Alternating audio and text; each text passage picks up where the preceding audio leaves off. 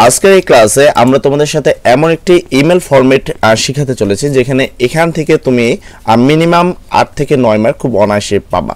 2025 সালের নতুন টেকনিক অনুসারে কিভাবে আমরা একটি মাত্র ইমেলের সাহায্যে সকল ইমেলগুলো করতে পারি, আজকের ক্লাসে মূলত এটাই আমরা শেখাবো। দেখো, ইমেল যে প্রশ্নটি, সেখানে তোমাদের প্রশ্নটি থাকে হলো 11 নম্বর প্রশ্নে, যেখানে ফার্স্ট পেপারে অর্থাৎ যেই তোমাদের 15 তারিখে পরীক্ষাটি রয়েছে, সেই পরীক্ষা কিন্তু 100% ইমেল আসবে। এবং এই ইমেলটাকে কিভাবে আমরা লিখলে 10 আউট অফ 10 পেতে পারি, সেই বিষয়টা নিয়ে আমি শেষের দিকে তোমাদের সাথে আলোচনা করব। সর্বপ্রথম আমরা তোমাদেরকে একটি ফরম্যাট দেখাচ্ছি এবং এই ফরম্যাট সম্পর্কে বেশ কিছু গুরুত্বপূর্ণ কথা বলবো। দেখো, আমরা ইমেল লেখার যে ফরম্যাটটি রয়েছে, সেই ইমেল লেখার ফরম্যাটে আমরা প্রথমে যেটা লিখবো সেটা হলো ফর্ম লিখবো। এখানে যদিও তুমি এই লেখাটা এখানে দেখতে পাচ্ছ না, তবে আমরা এই জায়গাটায় লিখবো কি ফর্ম।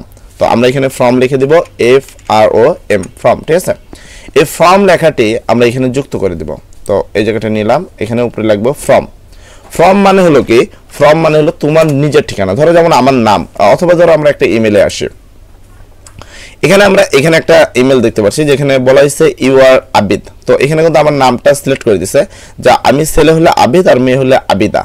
তো সেক্ষেত্রে যেহেতু আমি ছেলে, সেক্ষেত্রে আমি লিখবো আবিদ। এখানে মনে রাখবো যে এখানে বড় হাতের কোনো অক্ষর ব্যবহার করা যাবে না, কোনো ফাঁকা জায়গা রাখা যাবে না, ঠিক আছে, এবং কোনো স্পেস রাখা যাবে না। তো আবিদ, তারপর আমাকে দিতে হবে একটা @। তো আমি এখানে দিলাম একটা @। তারপর আমি লিখবো জিমেল বা yahoo.com। তো আমি সবাইকে রিকমেন্ড করবো gmail.com লিখবা।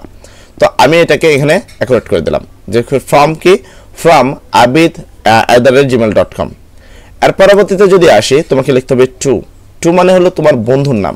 যদিও এই প্রশ্নটিতে আমি আমার বন্ধুর কোনো নাম দেখিনি, এটা আমাকে আমার ভাইকে পাঠাতে হবে, আমার ভাইকে পাঠাতে হবে, কিন্তু তার নামটা কিন্তু এখানে শিওরলি বলেনি।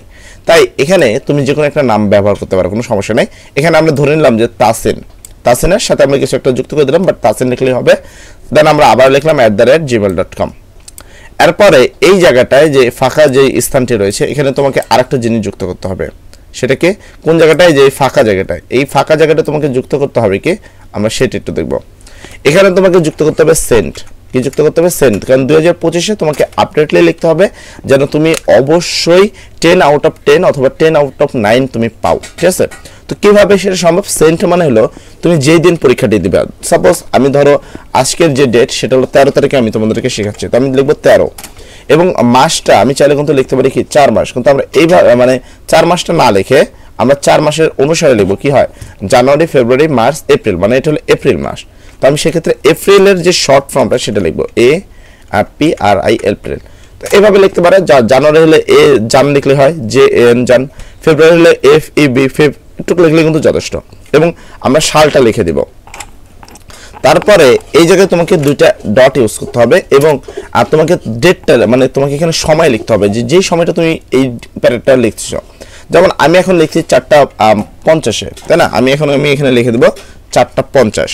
তো আমি এখানে লিখবো 4:50, AM না PM, সেক্ষেত্রে এটা অবশ্যই তোমাকে লিখতে হবে। সাপোজ আমি এখন লিখছি বিকালবেলা, তার মানে আমারটা হলো PM। তো এই লেখাটা তোমাকে এখানে নতুনভাবে এই জায়গাটায় যুক্ত করতে হবে। কোন জায়গাটায়? এই জায়গাটায়, এই লেখাটা, মানে এখানে 2 এর পরে তোমাকে এই নতুন লেখাটা যুক্ত করবে। সেন্ড দেওয়ার পরে তোমাকে ডেটটা দিতে হবে এবং সময়টা দিতে হবে। তারপর তোমাকে লিখতে হবে সাবজেক্ট। এবার সাবজেক্ট কোথায় পাবো এমনটি অনেকে কিন্তু প্রশ্ন করে। সেক্ষেত্রে বলি, এখানে তোমাকে সাবজেক্ট পাওয়ার জন্য তোমাকে কোনো কষ্ট করতে হবে না, তুমি চলে যাবে তোমার প্রশ্নে। এবং প্রশ্নে যাওয়ার পরে দেখবে এরকম একটা লেখা পাবা, নাও রাইট অ্যান ইমেল। এখানে to your friend, to your brother, to your sister, এই ধরনের একটা লেখা তুমি এখানে পাবা। অ্যান্ড পাওয়ার পরে এই যে to your friend, to your brother, এর পরে যে অংশটা থাকে এটাকে বলা হয় subject. Advising him to avoid evil company. তো এই জিনিসটাই আমাকে এই সাবজেক্ট বরাবর লিখতে হবে, অর্থাৎ অ্যাবাউটের পরে যে অংশটুকু সেটা আমাকে এখানে লিখতে হবে। তো আমরা লিখলাম, দেন আমরা লিখবো ডিয়ার। তারপর যদি তোমার ভাইয়ের নাম বলে, যেমন আমারটা এখানে আমি তাসিন লিখছি, তাই আমি এখানে তাসিনের নামটি লিখে দিলাম। যদি তোমার বোনের নাম বলে, তাহলে তুমি এখানে বোনের নামটি লিখে দেবা। তোমার অন্য কোনো বন্ধুর নাম বলে তুমি সেই বন্ধুর নামটি এখানে লিখে দিবা। তারপর তোমাকে এখানে তেমন কিছু করার দরকার নেই। এখানে লিখবা অ্যাট ফার্স্ট টেক মাই সালাম, অথবা ভালো হয় কর্ডিয়াল লাভ। তো কেননা সালামটা বললাম না কেন, সবাই তো আসলে ইসলাম ধর্মের না, তো সবাই কিন্তু সালাম দেয় না। সেক্ষেত্রে এমনটা হতে পারে at first take cordial love. তো কর্ডিয়াল লাভ অথবা সালাম যে কোনো একটা দিব, সমস্যা নেই। Hope that you are well by the grace of almighty Allah, মানে আশা করি আল্লাহ তাআলার মেহেরবানে তুমি অনেক ভালো রয়েছো।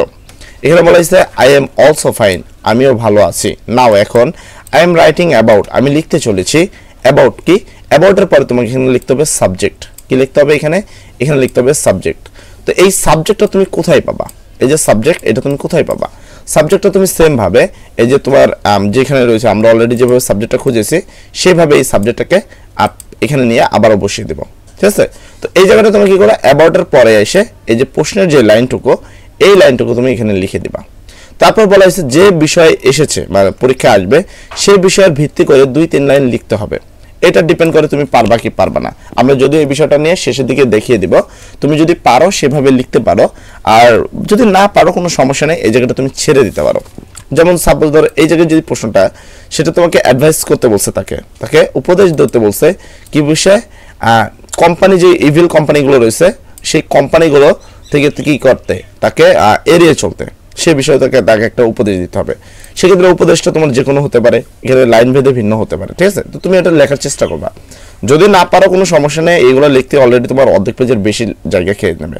তারপরে তুমি শেষের দিকে লিখবা নাও মোর টুডে, ঠিক আছে, no more today, convey the my best regard to your parents and love to the younger, ঠিক আছে। তো এতটুকু লেখার পরে ইউর লাভিং, দেন তোমার নাম লিখবা। এবার একটা গুরুত্বপূর্ণ কথা তোমাদের সাথে শেয়ার করতে চলেছে। এখানে যেমনটা রয়েছে ইয়াঙ্গার ব্রাদার্স, সেক্ষেত্রে আমরা মাই ডিয়ার স্যার লিখেছি, মানে ডিয়ার তাসিন লিখেছি, এবং এখানে টেক মাই সালাম লিখেছি, এটা ঠিক আছে। কিন্তু মাঝে মধ্যে দেখা যায় যে তোমাদের যে প্যারাগ্রাফগুলো মানে ইমেলটা রয়েছে সেই ইমেলটা কিন্তু বড়দের জন্য আসে। যেমন তোমার হতে পারে যে কোনো একটা ইনফরমেশন বা কোনো একটা তথ্য চাই, তোমার শিক্ষকের কাছে একটা ইমেল লেখো। সেক্ষেত্রে তুমি যদি এরকম বলো যে অ্যাট ফার্স্ট টেক মাই সালাম, মানে দয়া করে প্রথমে কি করেন আমার অন্তরিক ভালোবাসা নেন এবং আশা করি আল্লাহর দয়ায় আপনি ভালো আছেন, লিখতে পারো, কোনো সমস্যা নেই। বাট এই লেখাটা থেকে ভালো হলো একটা শিক্ষককে রেসপেক্ট করতে হয়। তো সেক্ষেত্রে যদি কোনো শ্রদ্ধেয় লোক আসে সেক্ষেত্রে তোমরা এই লেখাটা না লিখে এই যে নিচে অ্যাপ্লিকেশন একটা লেখা তোমাদের জন্য রয়েছে, এই অ্যাপ্লিকেশনের যে লেখাটা রয়েছে এখানে সেই লেখাটা তুমি এই জায়গায় লিখে দেবে তোমার হেডমাস্টারের জন্য যদি কোনো ইমেল আসে। বাট আই হোপ আগামীকাল মানে 15 তারিখের পরীক্ষা তোমরা এটা কমন পাবা। অ্যান্ড যদি কোনো হেডমাস্টারের সম্পর্কে আসে সেক্ষেত্রে তোমরা এটা লিখতে পারো, কোনো প্রবলেম নাই। আশা করি আমার সকল কথাগুলো বুঝতে পেরেছো। তো আজকের ক্লাসটা আমরা এতটুকু রাখবো। সবাই ভালো থাকবো, সবার জন্য দোয়া করি। আসসালামু আলাইকুম।